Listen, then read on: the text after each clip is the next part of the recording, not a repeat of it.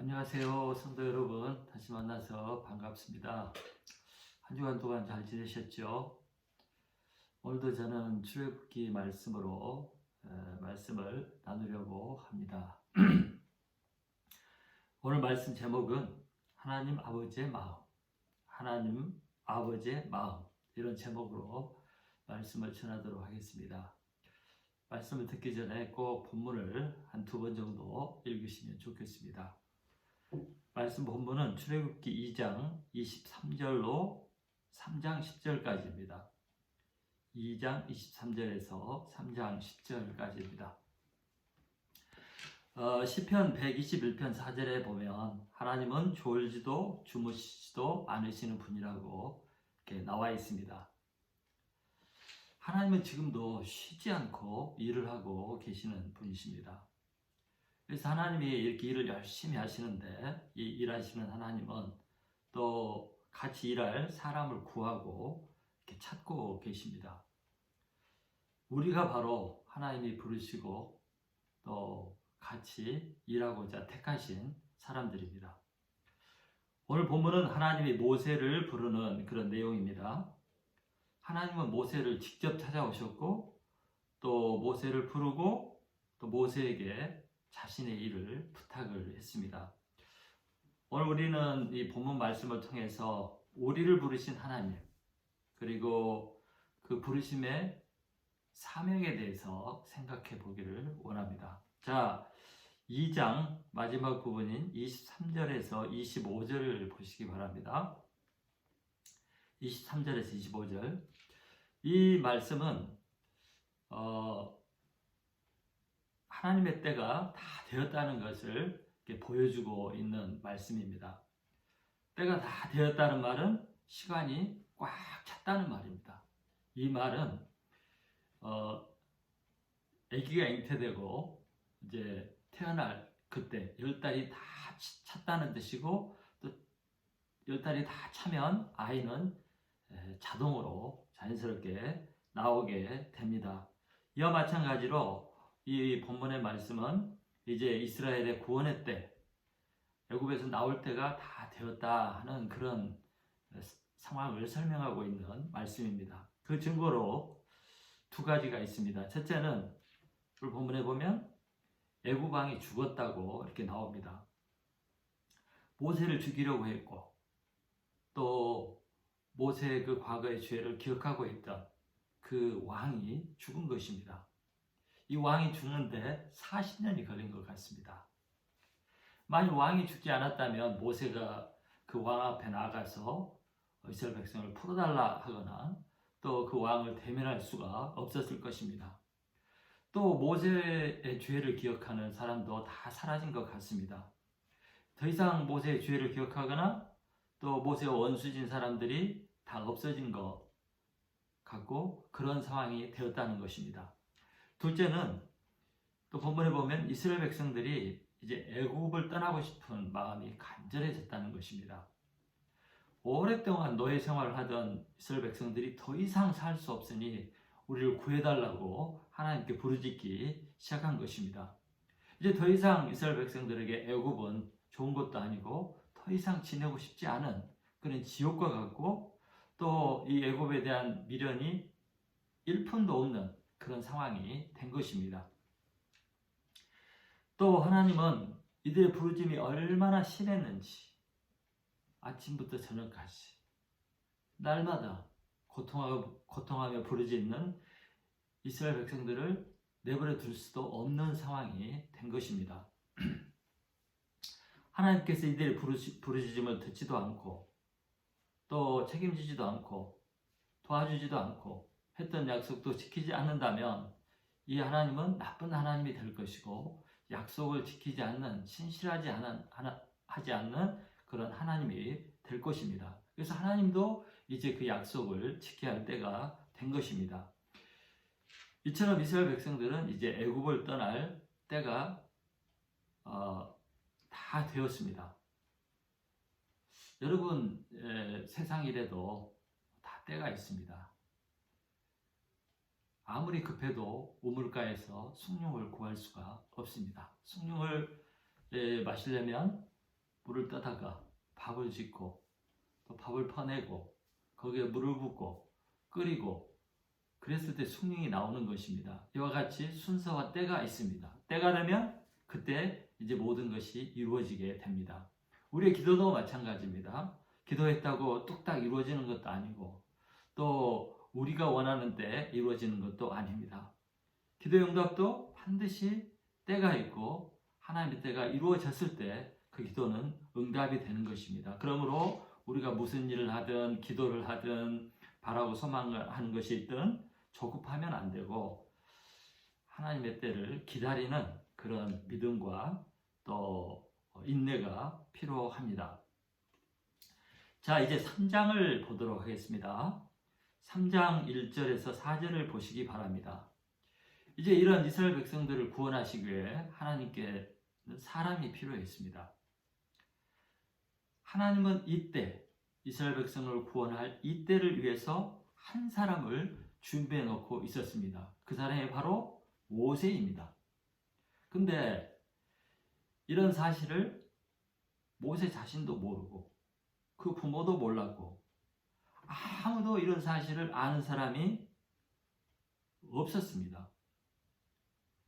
하나님만이 이때를 아시고 모세를 태어나기 전부터 점을 찍어 놓고 40년 동안 아니 80년 동안 훈련하고 준비해 놓고 계신 것입니다.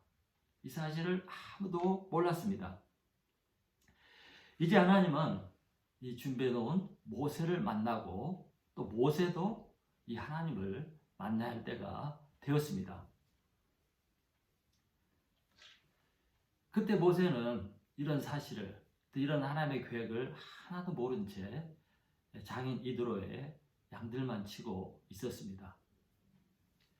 그날도 어느 때와 마찬가지로 양떼를 이끌고 이것저것으로 꼴을 먹이기 위해서 돌아다니다가 호렙산, 지금으로 말하면 시내산이라는 곳으로 이제 양떼들을 이끌고 가게 되었습니다. 이곳은 미디안 땅에서 상당히 먼 곳입니다. 이때 하나님은 이 모세를 만나기 위해서 이상한 일을 만들었습니다. 그것이 무엇입니까? 바로 떨기나무에 불이 붙는 그런 상황을 만든 것입니다. 근데 가끔 그 광야에 너무 뜨겁다 보니까 이런 마른 떨기나무가 불이 붙어서 타는 경우가 있다고 합니다. 그러나 모든 떨기나무에 불이 붙으면 확 탔다가 조금 있으면 사그라지게 됩니다. 그런데 이 불은 꺼지지 않고 계속 활활 타고 있었습니다. 그래서 모세는 이 현상을 이상하게 생각하고 무슨 일인가 하고 가까이 가보게 되었습니다. 바로 그때 모세가 이 불타는 떨기나무에 가까이 갔을 때 갑자기 이 불 속에서 하나님이 모세를 불렀습니다. 4절을 보시기 바랍니다. 4절. 하나님은 모세야, 모세야 하면서 그의 이름을 불렀습니다. 이 모세의 이름은 자기 가족과 또 그 장인 이드로의 동네 미디안 사람들밖에 알지 못하는 그런 이름이었습니다. 그런데 모세는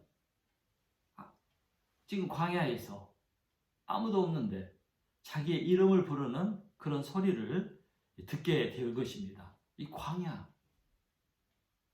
광야에서 자신의 이름을 부르는 소리를 들었고 또 떨기나무 불 속에서 자기 이름을 부르는 소리를 들었습니다. 모세가 이 자기 부르는 음성을 들었을 때 얼마나 놀랐겠습니까? 우선 아무도 보이지 않는데 자기를 불렀고 또 자기 이름을 아는 사람이 이 광야에 아무도 있을 수 없는데 자기 이름을 부르는 소리를 들었을 때 모세는 도대체 누구인가 하고 깜짝 놀랐을 것 같습니다. 또 무섭기도 했을 것 같습니다. 그래서 모세는 누구인지는 모르지만 자기 이름을 부르는 그 사람에게 내가 여기 있나이다 하고 응답을 했습니다. 아마 두려운 마음과 떨리는 마음, 또 겸손한 마음으로 이렇게 말을 했을 것 같습니다. 이렇게 해서 모세와 하나님이 만난 것입니다. 오늘 이 말씀을 보면 하나님께서 모세를 만나기 위해서 직접 홀로 있는 모세를 찾아왔습니다. 이게 중요합니다. 하나님은 애굽에서 도망가서 머나먼 땅 미디안 광야에서 사는 이 모세가 지금 어디에 살고 있는지, 또 지금 무슨 일을 하고 있는지 알고 있었습니다. 그리고 그날도 모세가 어디로 가는지, 양떼를 데리고 어디로 갈지 그 사실을 다 알고 있었습니다. 그래서 하나님은 이 모세를 모든 것을 알고 그날 그곳에서 기다렸다가 모세를 부르신 것입니다. 놀랍지 않습니까? 하나님의 이처럼 하나님의 일을 위해서 직접 사람들을 찾아가시고 부르시고 택하시는 하나님이십니다. 하나님은 애굽에서 노예 생활하는 이스라엘 백성들을 구원하겠다고 지금으로부터, 그러니까 지금 모세 당시로부터 600년 전에 아브라함에게 말씀을 하셨습니다. 그래서 이 애굽에서 탈출, 애굽에서 구원은 어느 날 갑자기 이루어진 것이 아니라 600년 전에 있었던 하나님의 계획과 뜻 안에 있었던 것입니다. 때가 되면 하나님께서 이스라엘 백성들을 애굽에서 데리고 나올 텐데, 이 구원을 이룰, 또 이들을 이끌어갈 그 지도자를 하나님은 이미 마음에, 염두에 두었을 것이고, 그 사람을 준비시키는 것이 당연한 이치입니다. 이 일은 어느 날 갑자기 이루어진 것이 아니라 하나님 마음에서 600년 전에, 오늘 모세가 있기 전 600년 전에 이미 계획되고 준비된 것입니다. 그런데 이제 때가 되어서 그를 부르신 것입니다. 하나님께서 이렇게 모세를 부른 이유는 하나님이 하나님 일을 하시지만 하나님은 꼭 사람을 통해서 이 구원 역사, 하나님 일을 이루어 가십니다. 이 일은 사람이 해야 됩니다. 그래서 하나님은 하나님의 일, 하나님의 사역을 할 때 반드시 사람이 필요합니다. 그래서 하나님은 지금도 끊임없이 계속해서 이 지구의 종말이 올 때까지, 예수님이 재림할 때까지 사람이 필요하신 분입니다. 지금도 하나님은 사람을 찾고 계시고 찾아오시고 부르십니다. 사랑하는 성도 여러분, 여러분은 하나님이 여러분을 친히 찾아오시고 부르셨다고 믿으십니까? 여러분이 교회에 오게 되고 또 예수님을 믿게 되고 하나님의 자녀가 되었다면 여러분 모두, 여러분 모두는 하나님의 부르심을 받은 사람들입니다. 하나님이 나를 알고 찾아오시고 나를 부르셨다면 나에게는 반드시 하나님의 뜻과 계획이 있었다는 것입니다. 나를 부르심, 내가 하나님께 발견된 것, 내가 교회에 오고 내가 구원을 받은 것, 이것은 어느 날 갑자기 이루어진 것이 아니고 오래전에 하나님께서 계획한 일이고, 오래전부터 내가 교회에 오도록 하나님을 만나도록 준비해 온 것이고, 때가 되어서 우리가 하나님을 만나게 된 것입니다. 하나님은 모세의 이름을 불렀습니다. 모세의 이름을 알았습니다. 이 하나님은 내 이름도 아십니다. 이름을 안다는 것이 무엇입니까? 모든 것을 안다는 것입니다. 나의 출생부터 지금까지 나의 모든 것을 아시고 계시는 것이고, 또한 나의 미래까지도 아시는 분이시라는 것을 말하는 것입니다.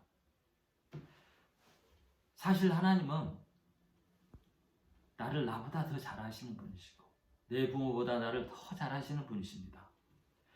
또 나의 갈 길을 정확하게 아시고 그 길을 인도하시는 분도 하나님이십니다. 하나님의 부르심은 어느 것 하나 어느 날 갑자기 즉흥적으로 이루어진 것이 없습니다. 일용직 구하듯이 그날 필요해서 길거리 가서 사람을 찾아서 쓰는 것이 아니라 하나님의 부르심은 아주 오래전부터 계획되고 뜻하신 것입니다. 여러분, 에레미야 1장 5절에 보면 하나님은 에레미야에게 이렇게 말씀하셨습니다. 에레미야 1장 5절. 내가 너를 모태에 짓기 전에 너를 알았고 너가 배에서 나오기 전에 너를 성별하였고 너를 여러 나라의 선지자로 세웠노라. 하나님은 모태에 짓기 전부터, 모태 에레미야가 잉태되기 전부터 에레미야를 알았답니다. 또 바울은 에베소서 1장 4, 5절에서 이렇게 말합니다. 에베소서 1장 4, 5절. 창세전에 그리스도 안에서 우리를 택하사 우리도 사랑 안에서 그 앞에 거룩하고 흠이 없게 하시려고 그 기쁘신 뜻대로 우리를 예정하사 예수 그리스도로 말미암아 자기 아들이 되게 하셨으니. 이 말씀에는 세상이 창조되기 전부터 하나님이 우리를 택했고 예정했고 그래서 때가 되어서 불렀답니다. 우리 크리스찬들, 하나님을 믿는 하나님의 자녀들은 만세전 태초에 계획된 부르심이라는 것입니다. 정말 이런 사실은 알게 되면 정말 놀랄 일입니다. 내가 그렇게 하나님의 뜻과 계획 가운데 예정된 사람이었다니. 그렇게 오래전부터 내가 우리 엄마가 아빠가 어머니 아버지가 만나기 전 그 이전부터 이미 내가 하나님께 택하심을 받고 예정되고 때가 되면 부르실 것이라는 것이 하나님 계획 안에 있었다는 것입니다. 이것은 우리가 얼마나 특별한 존재인지, 정말 우리가 특별한 존재라는 것을 말해주는 것입니다. 저는 지금 보덴제 한인교회를 섬기기 위해서 보덴제에 와 있습니다. 우리 보덴제 성도들은 소수이고 또 신앙생활을 시작한 지가 얼마 안 되는 분들이 대부분입니다. 이렇게 보덴제 성도들이 하나님을 만나고 교회로 모이게 되고 구원을 받고 이렇게 된 것이 하나님의 완전하고 섬세한 계획 가운데 이루어진 사실이라는 것을 제가 더 확실하게 느끼고 있습니다. 우리 장세균 목사님께서 언니의 부탁을 받고, 동생의 부탁을 받고 이 프랑크푸르트에서 이곳까지 3시간 반 350km를 차로 와서 그 정연한 성도를 신방하게 되었습니다. 그래서 이 정연한 성도 신방 자리에 또 우연히 신영옥 선생이 계셨고, 그래서 이렇게 만나게 되고, 또 신 선생이 우리 혜진 씨를 만나게 되고, 이렇게 해서 우연인 것 같지만 이 만남을 통해서 교회가 이루어지고 또 말씀을 듣고 예배를 드리게 되고 이렇게 해서 하나님을 만나게 된 것입니다. 이 중에 어느 하나라도 빠지면 이 퍼즐이 완성될 수 없고 맞춰질 수가 없습니다. 이런 사실은 우리 보덴제 성도들이 하나님을 만나게 된 것은 우연이 아니라 하나님의 오래된 계획과 섭리가 있었다는 것을 알 수 있는 것입니다. 때가 되어서 하나님이 계획하고 생각하고 또 이루어왔던 것이 하나님의 때가 되자 딱 이루어지게 된 것입니다. 하나님께서 우리 사랑하는 보덴제 성도들을 만나기 위해서 이곳 시골, 싱에, 보덴제, 컨스탄츠 이곳까지 찾아온 것입니다. 여러분을 너무 사랑하고 여러분을 택해서 구원하시기 위해서 하나님이 여러분을 이곳까지 직접 찾아오신 것입니다. 그러므로 우리는 나의 존재, 나의 부르심, 나의 택하심 이것을 우습게 여기거나 가볍게 여기서는 안 됩니다. 반대로 정말 나는 특별한 존재구나. 정말 하나님이 나를 찾아오시다니, 나를 택하시다니, 이렇게 오랫동안 기다렸다가 때가 되면 나를 구원하시다니, 정말 하나님이 나를 보시고 나를 사랑하시고 나를 택하셨구나, 이런 사실을 아시고 감사해야 됩니다. 그 부르심에 두렵고 떨림으로 반응을 해야 하는 것입니다. 그리고 이 하나님 앞에 내가 여기 있나이다, 이렇게 응답을 해야 하는 것입니다. 그리고 우리는 나의 부르심과 또 나의 택하심에 대한 확신과 자부심을 가지고 당당하게 프라우드하게 이렇게 사셔야 합니다. 그러면 왜 하나님은 모세를 찾아오셨고 모세를 불렀을까요? 모든 부르심에는 반드시 그 이유와 목적이 있습니다. 부르심에는 이유와 목적이 있습니다. 이제 모세를 부르신 하나님께서 모세에게 자기의 사정 이야기를 이렇게 하십니다. 6절에서 10절을 보시기 바랍니다. 6절에서 10절. 거기를 보면 대충 이렇게 나옵니다. 나는 내 조상의 하나님이다.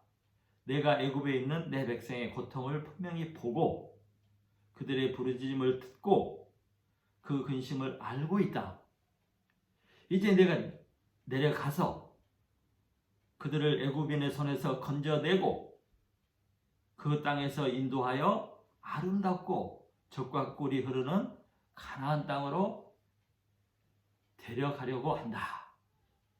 이런 내용이 6절에서 10절 말씀입니다. 하나님은 이렇게 모세에게 얘기를 했습니다.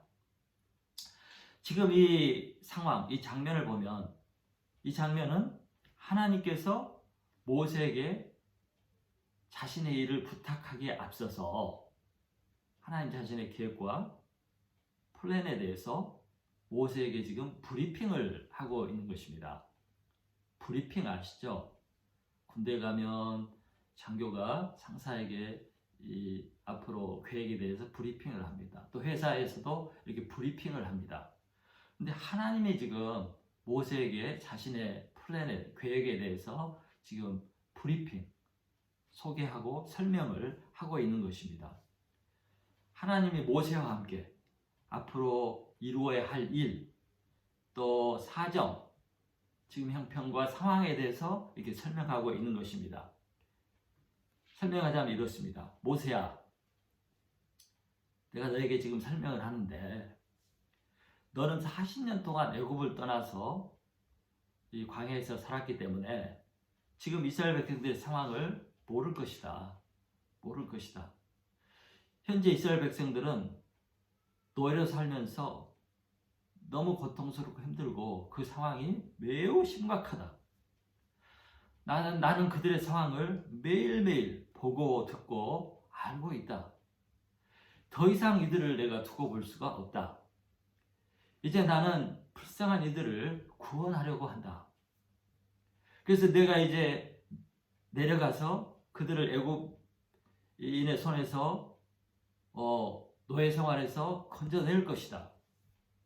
그런 다음 내가 그들을 아브라함에게 약속했던 그 약속의 땅, 가나안 땅으로 데리고 가려고 한다. 그러니 모세야, 네가 나를 좀 도와줘야겠다. 내가 이 일을 이루기 위해 너를 애굽으로 보내려고 한다. 너가 내 대신 이 일을 좀 해주면 좋겠다. 나를 좀 도와주지 않겠니? 하는 이런 사정을 모세에게 지금 얘기하고 있는 것입니다. 하나님 이처럼 모세에게 불쌍한 이스라엘 백성들의 현실과 자신의 간절한 심령을 이야기하고 앞으로의 계획을 설명하는 그 이유는 하나님도 모세의 도움이 필요하기 때문입니다. 그래서 정말 하나님께서 겸손하게 모세에게 네가 내 일 좀 도와줘야겠다고 이렇게 부탁을 하고 있는 것입니다. 하나님은 정말 매우 인격적인 분이신 것을 볼 수가 있습니다.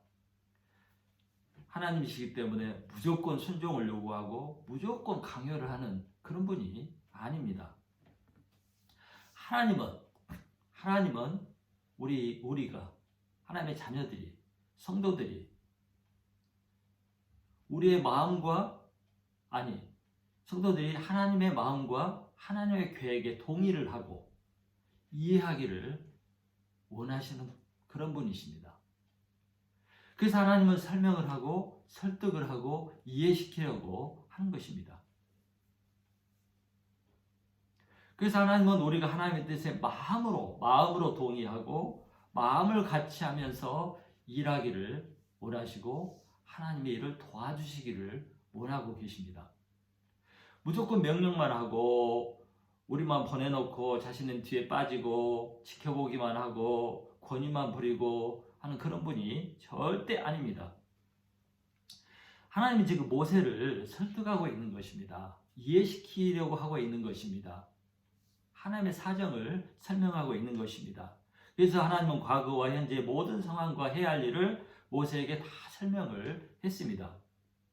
사랑하는 성도 여러분, 하나님은 모세에게만, 오늘 성경에 나오는, 이 본문에 나오는 모세에게만 이렇게 하는 것이 아닙니다. 하나님은 지금도 성도들을 설득하고 설명하고 이해시키려고 애를 쓰고 있습니다. 그걸 어떻게 하냐고요? 하나님은 매주 간절한 마음으로 우리 성도들을 설득하고 있습니다. 왜 우리가 매주 주일날 하나님의 말씀을 듣고 또 하나님의 말씀을 공부하고 있습니까? 왜 목사들이, 왜 교회 선생님들이 그렇게 애를 써서 하나님의 말씀을 가르치고 설명을 합니까? 성경 지식을 많이 쌓고 경력을 쌓으라고 그렇게 하는 것입니까? 또 지식을 많이 쌓고 경력을 많이 쌓아서 교회 직분을 얻도록 만들기 위해서 그렇게 하는 것입니까? 그게 아닙니다.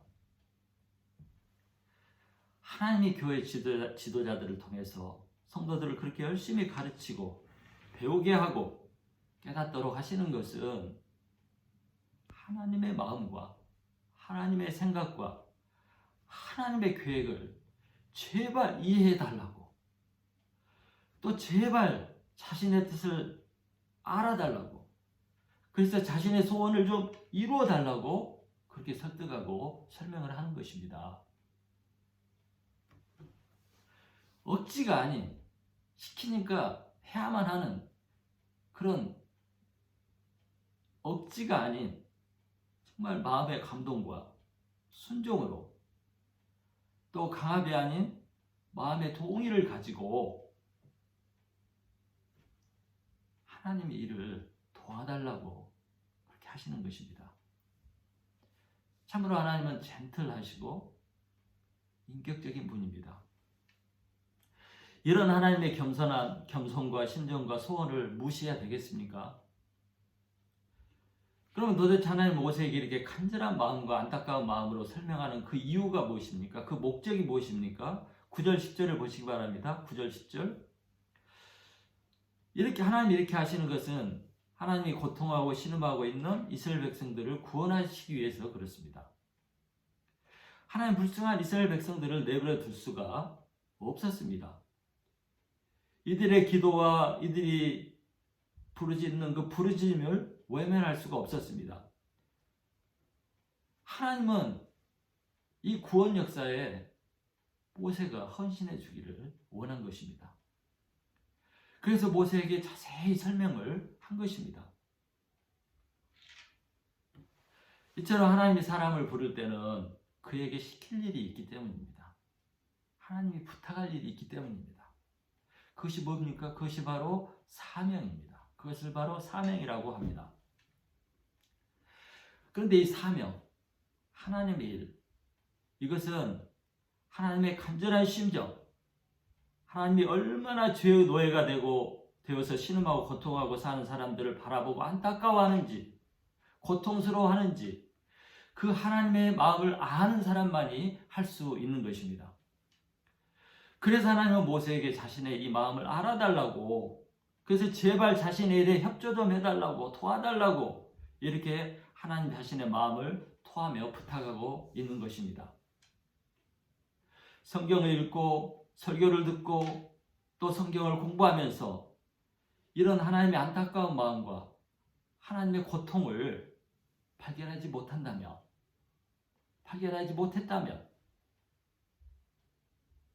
그동안 잘못 배운 것입니다. 잘못 배운 것입니다. 성경 지식만 쌓고 자신의 유익이나 평안만을 위해서 한 것이라면 정말 그런 성도는 어린아이 같은 철없는 그런 성도인 것입니다. 하나님께서 모세에게 이렇게 간절한 심정을 토하시고 부탁을 하시고 또 우리를 부르시고 하나님의 그런 간절한 마음을 매주 가르치시고 보여주시고 이해시키는 이 하나님이 어떤 분이십니까? 이 하나님은 우리를 구원하시기 위해서 자신의 아들을 희생하신 분이십니다. 우리를 이해해서 우리가 얼마나 고통하고 신음하고 있는지 또 얼마나 우리의 미래가 불행하고 저주스러운지 그런 모든 것을 아시고 우리를 이해했기 때문에 우리를 사랑했기 때문에 우리를 불쌍히 여겼기 때문에 자기 아들을 희생하신 분이십니다. 자기 아들을 우리 대신에 제물로 바치신 분이 하나님이십니다.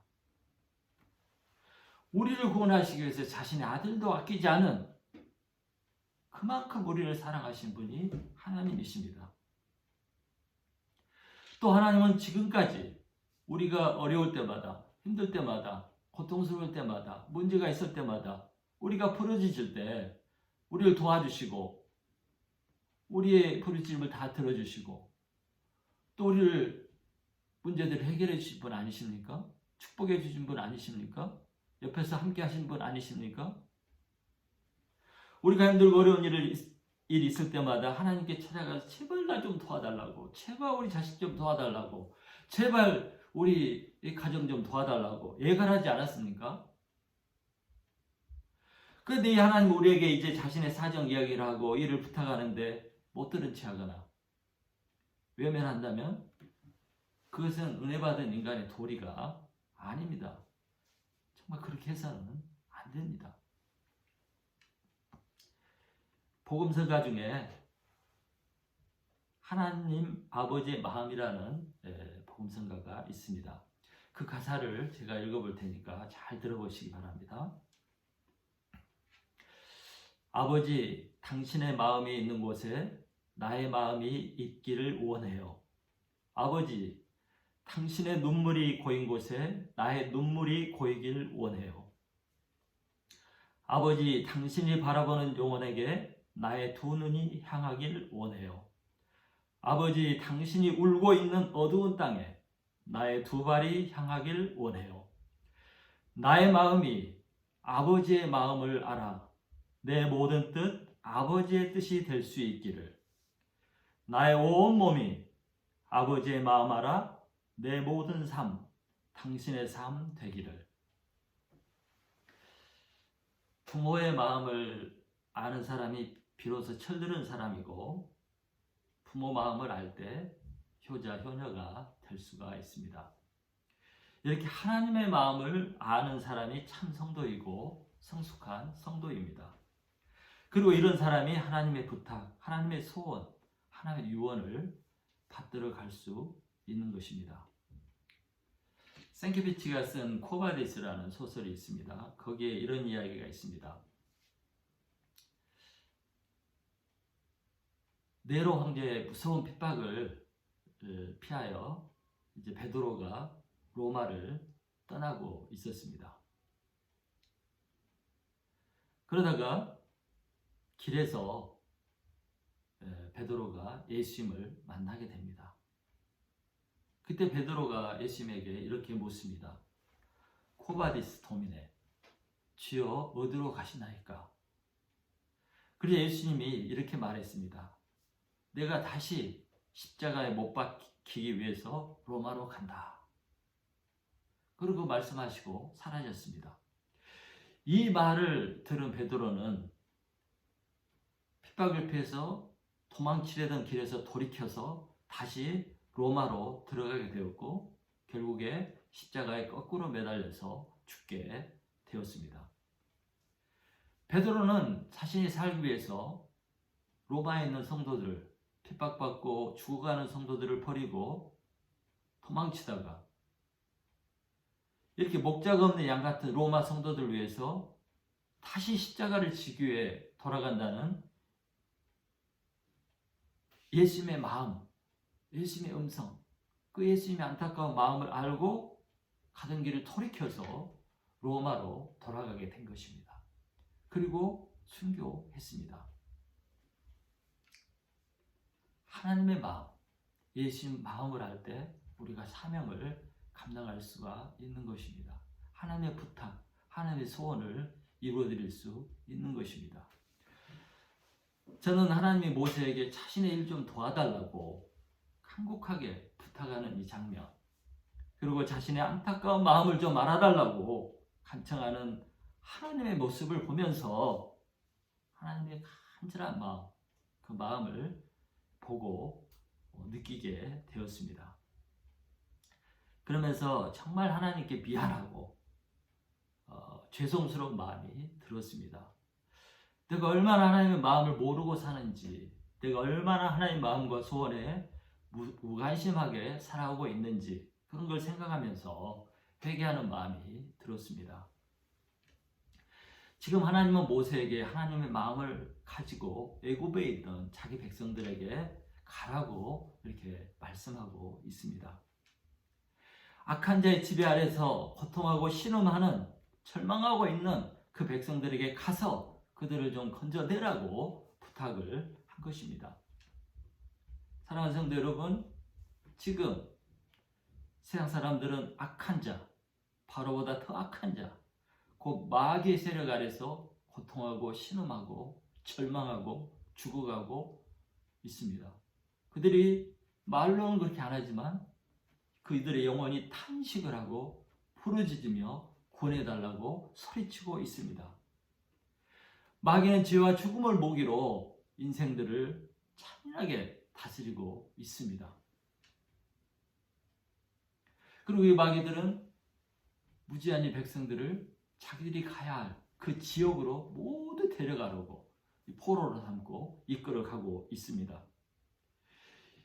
이런 이들을 마귀의 지배에서 건져내고 자유롭게 하는 것이 하나님의 일이고, 이 일에 하나님이 우리를 부르고 계시는 것입니다. 그래서 우리는 가야 합니다. 우리 크리스천들은 하나님의 간절한 마음, 찢어지는 그 마음에 동참을 해야 합니다. 그것이 바로 하나님의 마음을 아는 사람들이 해야 할 도리입니다. 사랑하는 성도 여러분, 우리의 애굽은 지금 어디입니까?